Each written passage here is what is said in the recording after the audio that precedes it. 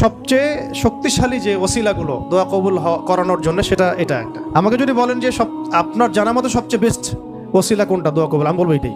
সেটা হচ্ছে আপনি আল্লাহ রাব্বুল আলামিনের এই একত্ববাদের ওসিলা দিয়ে দোয়া করবেন, আল্লাহ পাকের এই তাওহীদের ওসিলা দিয়ে, একত্ববাদের ওসিলা দিয়ে দোয়া করবেন। এইভাবে বলা, পরে শুনে আপনারা মুখস্থ করে নিয়েন। দোয়া করার আগে আল্লাহ পাকের প্রশংসা করা, আলহামদুলিল্লাহটাও আল্লাহ পাকের প্রশংসা, এবং রাসূল সাল্লাল্লাহু আলাইহি ওয়াসাল্লামের প্রতি দরুদ শরীফ পড়া একবার, অন্তত একবার, চাইলে আপনি অনেক পড়তে পারেন। এরপরে যে বিষয়টা আপনি চাচ্ছেন তার আগে বলা যে আল্লাহুম্মা ইন্নী আসআলুকা বিআন্নী আশহাদু আন্নাকা আনতাল্লাহ লা ইলাহা ইল্লা আনতা আল আহাদ আস-সামাদ আল্লাযী লাম ইয়ালিদ ওয়া লাম ইউলাদ ওয়া লাম ইয়াকুল লাহু কুফুয়ান আহাদ। সূরা ইখলাস যে জানে সে এটা সহজেই বলতে পারবে। এরপরে আপনি দরুদ শরীফ পড়ে দোয়া করা শুরু করবেন, ইনশাআল্লাহ দোয়া কবুল হয়ে যাবে।